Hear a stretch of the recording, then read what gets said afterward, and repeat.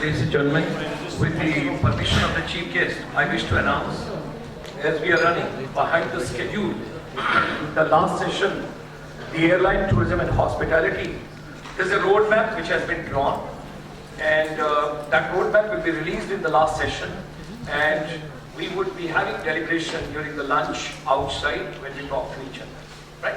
So that this session, basically, we will have oral moderation, and I would request the gentleman who is chairing the session, we would be quick, brief, to the point, and just taking on what exactly is required for this particular region with regard to medical services. Our honored chief guest for today, Mr. Sumanshu Pandeyji, ladies and gentlemen, I must express my gratitude to Dr. Gulshan Sarmaji for having made my task very easy. Because I should be focused, so my expert team should be as we have been discussing about the service sector. Service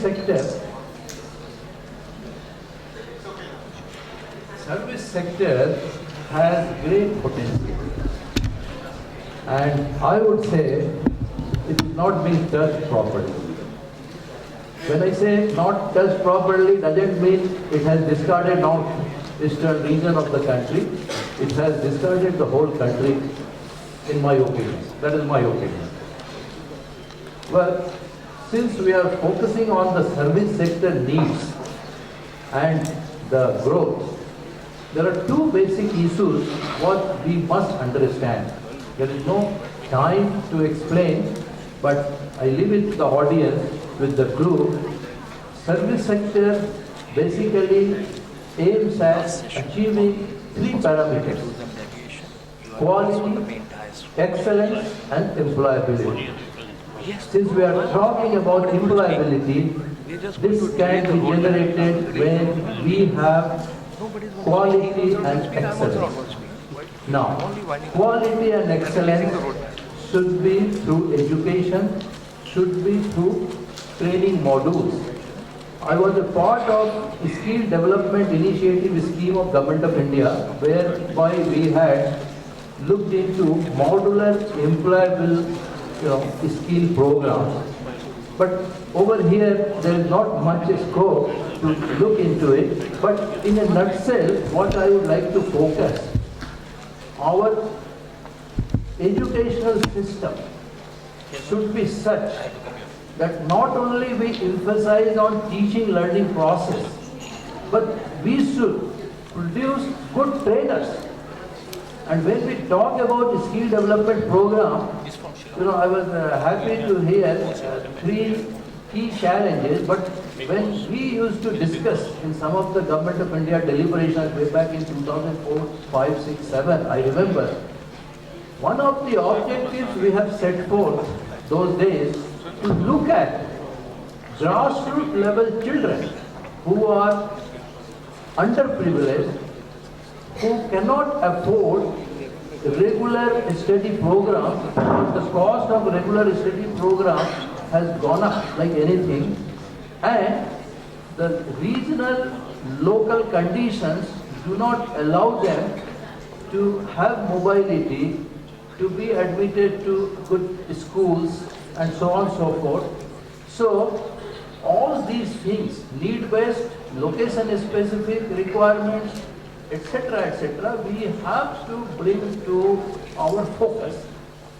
And if we look into the industry inputs along with education process, training programs, and industry requirements are met, are assured, I tell you, employability is not a problem.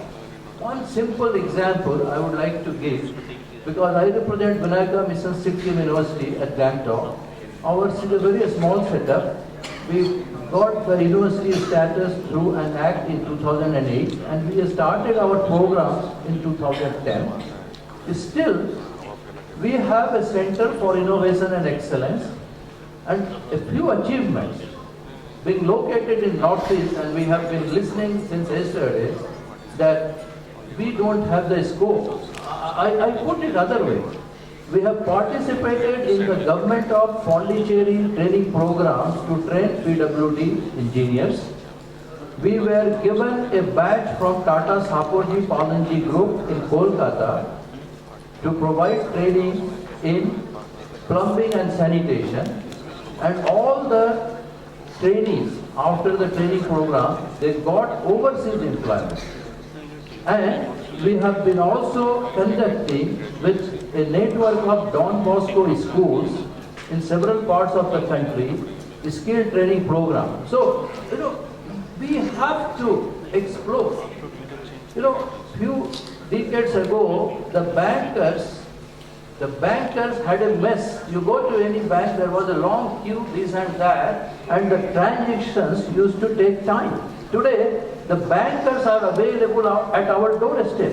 Why not? Under UGC's provision for outreach programs, the universities should go to the remote locations of the northeastern India or even India. It all depends. We have to do something to acquire something extra so that we can contribute to the growth of the society. That is the service sector. Without taking much of your time, I'm very happy. I welcome all my expert members in the panel, and I would like to request our moderator, Mr. Ashish Gupta, to say a few words, and then we will proceed with it. Good afternoon, everyone. My name is Ashish Gupta. I am the consulting CEO for FATE. For those of you who are not aware, FATE stands for Federation of Associations of Indian Tourism and Hospitality. It is the apex tourism policy-making body set up by the 10 national associations. The nodal body which is in charge for dealing with the Government of India and all the state governments on the growth of tourism and hospitality sector in India. And I'm very happy to share with you the economic survey has just been released. I was just reading it by the Chief Economic Advisor at the Parliament just now, and it's very, very optimistic on tourism and medical tourism specifically. So, in the interest of time, I just want to focus, and I would request our panel to focus on 2 or 3 key questions. Number one, India is among the top 5 nations in medical tourism globally. It's a very, very high growth sector, one of the highest growth sectors in the world. I think estimated at around $30 billion, growing at around 30 to 40%.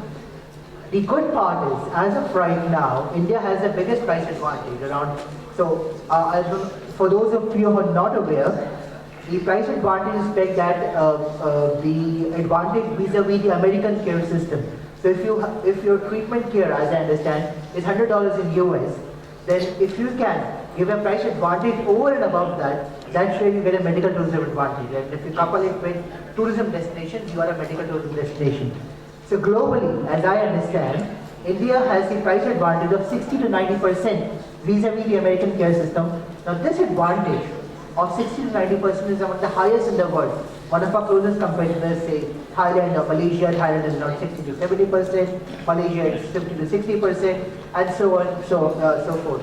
There are 6 or 7 segments in treatment in medical tourism, which people travel for. And as I said, the most important thing is to build linkages with the tourism infrastructure and supported by the governments of the respective province or the state or the country. So ladies and gentlemen, keeping that background in mind and keeping the fact that we only have 20 minutes to go, I would request each of our panelists to stick to 3 questions if they can. The first one is, what are they doing to creating a destination which is a price competitive destination around their medical services, number 1. Number 2, which segments do they believe Indian government or the respective state government should focus on? And number 3, how can the government work better with the medical service provider in creating better tourism linkages? So keeping these 3 questions, and at the end of these 5 minutes each, we would then try and arrive at a quick summary which Mr. Sudhanshu Pandey or Dr. Gulshan can take forward to Government of India. So I would start with Dr. Bora. Dr. Bora, and I apologize in advance if I mispronounce the name. Dr. Bora, he is the CMD of GNRC.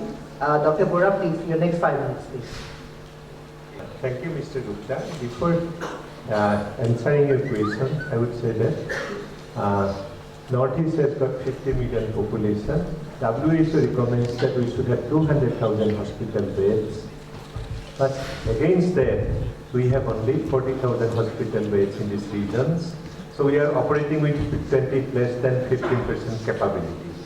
Now what happens, what is the prospects of this? If we can create 200,000 hospital beds, one hospital bed created direct employment of 5 people and indirect employment of 10 people. So if we have 200,000 beds, it can in one stroke create 3 million jobs for the youths of Northeast region. Of these 3 million jobs, only 5% will go to the doctors. At the moment, we have only 15% of these 5% doctors in our year. Then managers should be another 5%, 30% will be nurses, and 20% will be technicians, and 40% will be the support staff. That's what this program is for, skill development. Ward boy, ward girl, receptionist, typist, security, and all these. 40%. That means we can create so many jobs in this region only for the domestic market. If we think of medical tourism, patients from abroad and outside, it will create extra resources. Even if we can cater to the needs of domestic market, it can create 9% of the GDP of the Northeast region only by developing one sector. We don't need to go for any other external market. Now, is it that easy? What are the challenges? There are many more challenges. For example, what is healthcare? And mainly concentrating on hospitals. Healthcare is one human being taking care of another human being. So, who are those human beings? These human beings are doctors, these human beings are nurses, these human beings are managers, these human beings are technicians, and these human beings are support staff. Do we have enough number of doctors? Against the requirement of 50,000 doctors, we have only entire Northeast has got around 7,000 doctors. Where do we produce it? That's why in my previous comments I said that we need disruptive innovations. We need to dismantle some of the centralized organizations to decontrol it. We are the one who can decide what is needed for the doctors. Medical Council of India, sitting there in Delhi, cannot do that for us. I was doing a calculation. It was published in editorial page of the Assam Tribune. At the present pace of development, if we have to create the number of doctors that we need, it will need another 138 years for the Northeast to have the required number of doctors, even to cater to the needs of the domestic market, provided no doctor will die during next 138 years. So these are big challenges. Do we have a roadmap to address this situation? Not only that, the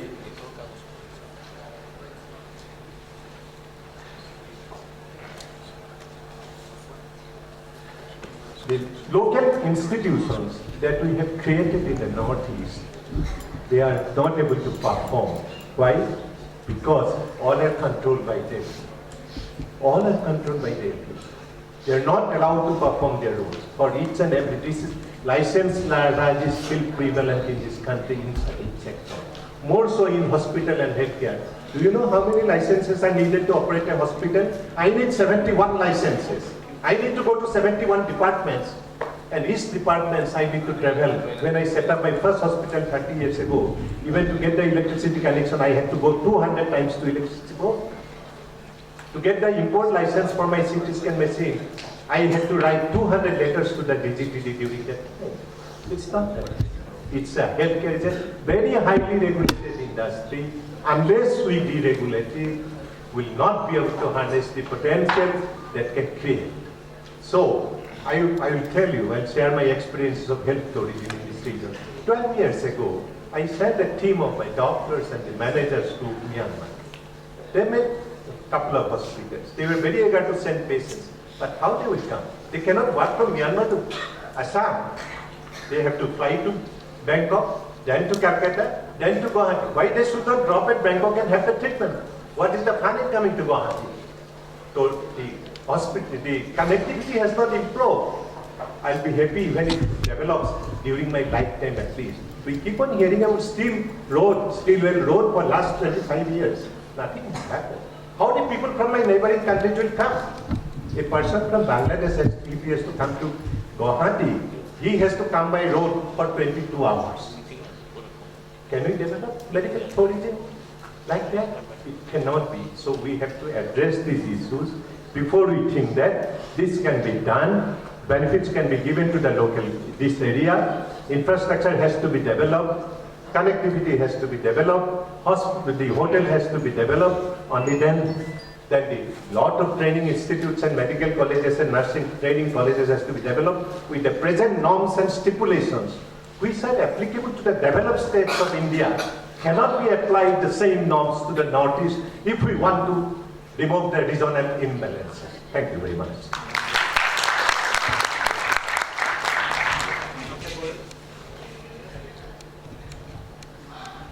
Thank you, Dr. Bora. I was mentioning about the bankers reaching the people. Same thing. The government departments or the regulatory bodies should look into the genuine problems of the service providers. That is the need of the hour. Thank you, Dr. Bora, once again. Now I call upon the next speaker, Dr. Deepak Goenka, to share his experience. Thank you. Good afternoon, everyone.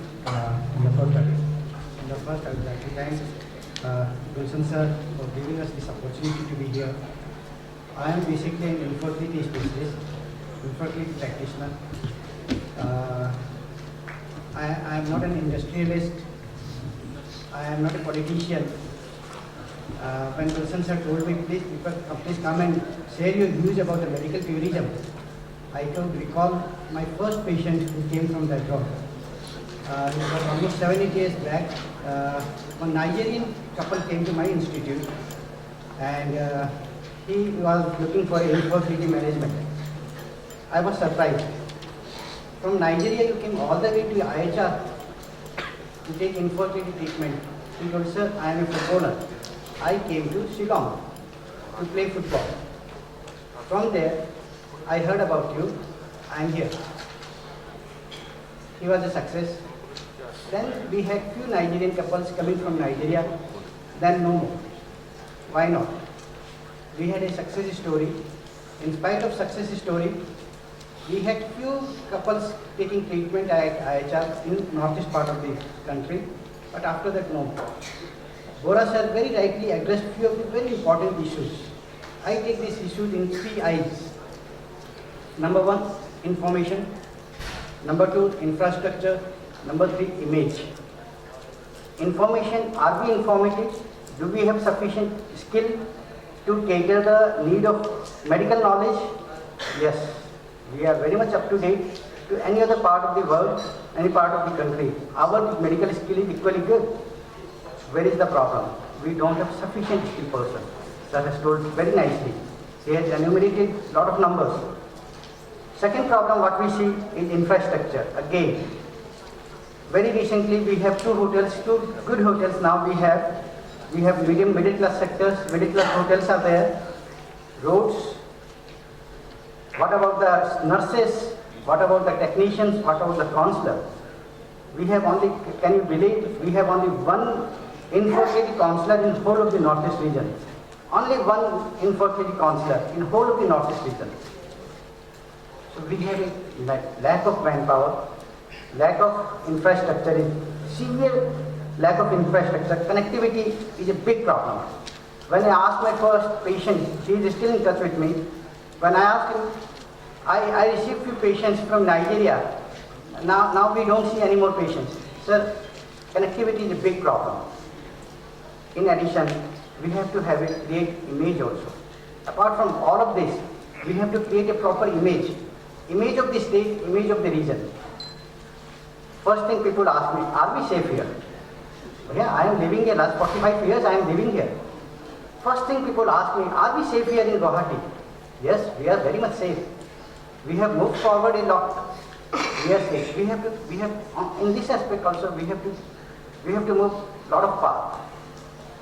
Image creation is also very, very important. So these 3 I's, I think we have to look very carefully. Information, infrastructure, and the image creation. Thank you.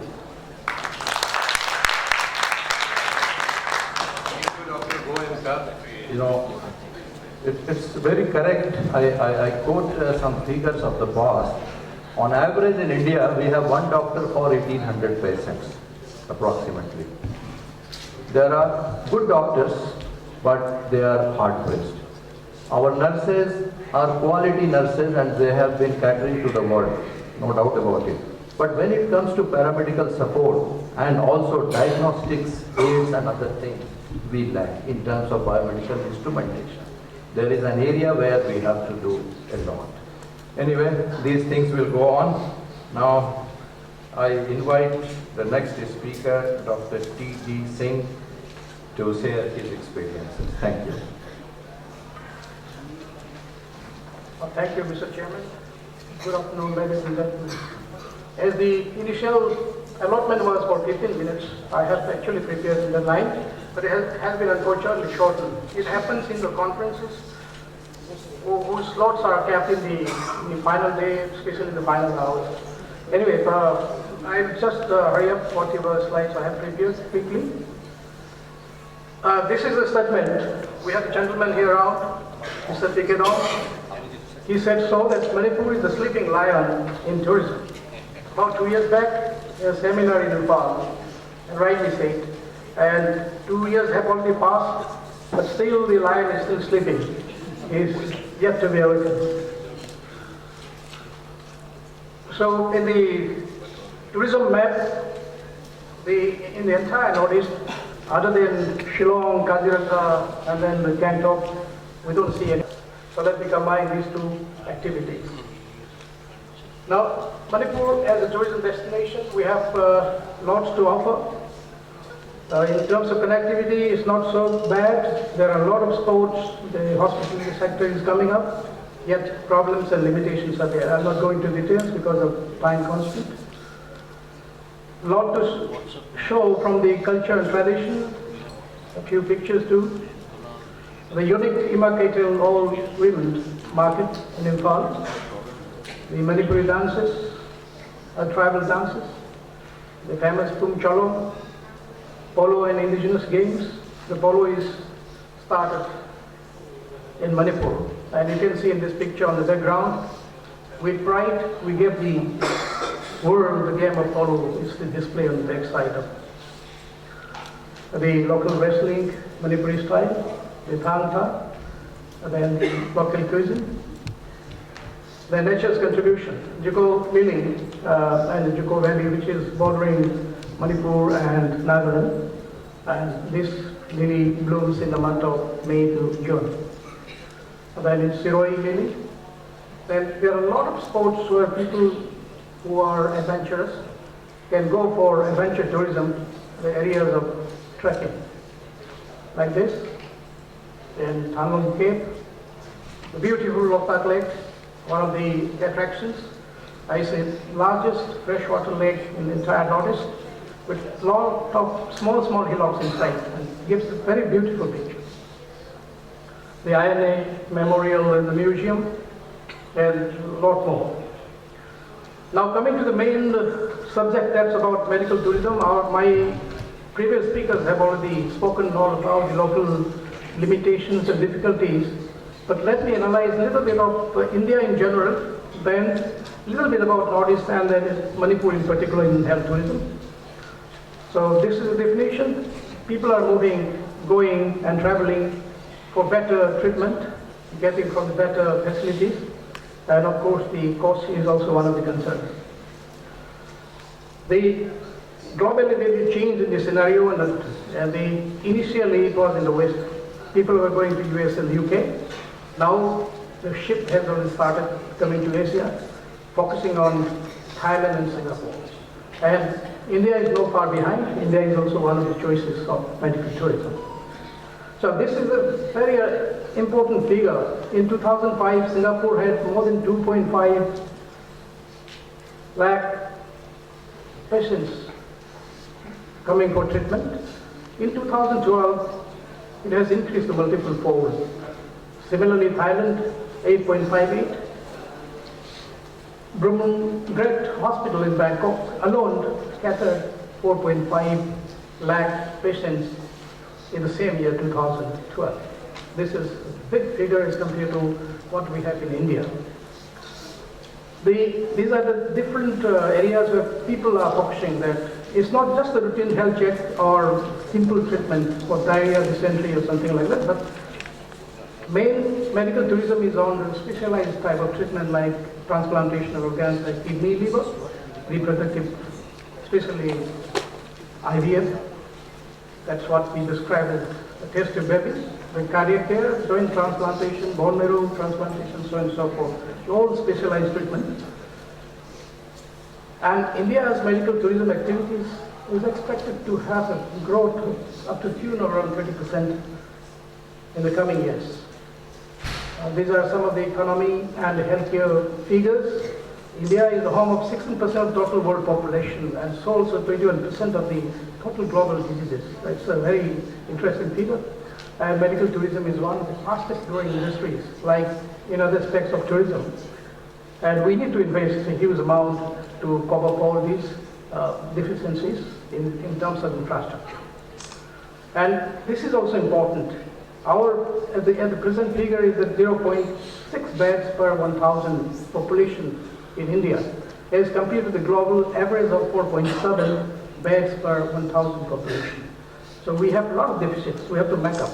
And to make up this, we need more manpower, and there's a shortfall of 1.4 million doctors, and also 2.8 million doctors to make 2 beds per 1,000 population in the country.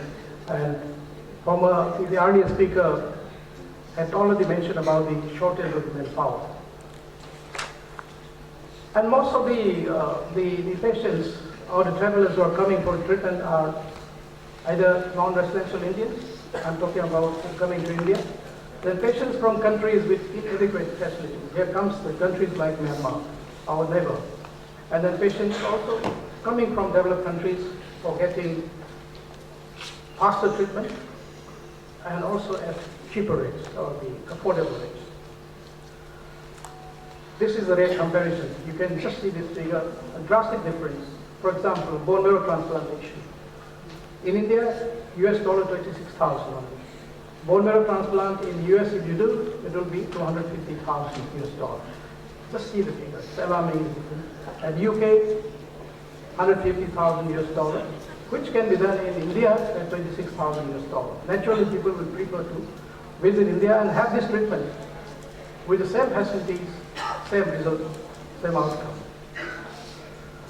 So this is why India, because cost is low, waiting time is less, quality is world class, and personalized service, and rich cultural heritage. This will be one of the attractions as a part of the tourism. These are names of the important Indian hospitals, corporate sector hospitals. I'm not going to share. Just a little bit about the Northeast. When we were children, about 40, 50 years back, we heard about hospitals in Tribhuvar, and then our people were going to Tribhuvar for treatment. And that shifted to now to Guwahati. Guwahati has become one of the medical hubs in the entire Northeast. Patients are coming from Meghalaya, Manipur, Mizoram, Arunachal, all are coming. There are reasons behind. It has got a centralized location. Okay. And because of a lot of advantages, people are moving towards Guwahati. And definitely Manipur can also become healthcare destination because of the 2 transmission highways. The connectivity will be improved. There are 2 medical colleges, number of private hospitals with special facilities. And India's Act East policy is one of the other favoring factors. And every year, more than 300 MBBS students are getting admitted, and so also the postgraduates, number of them getting admitted. That means there will be no shortage of manpower in due course in Manipur. And this is the last slide. That is, as has been already said, that we need to build the image. Branding is very, very important. And for branding, we have to go for accreditation. Accreditation is a must. We have to go at the international level, especially NAB, NAPL, GCI, etc. And for the government and the authority side, the connectivity should be improved. Medical visa should be allowed at the time of the arrival, and then it should be very easy, and medical tourism policy should be made, and health insurance should be implemented uniform. Thank you very much for your patience.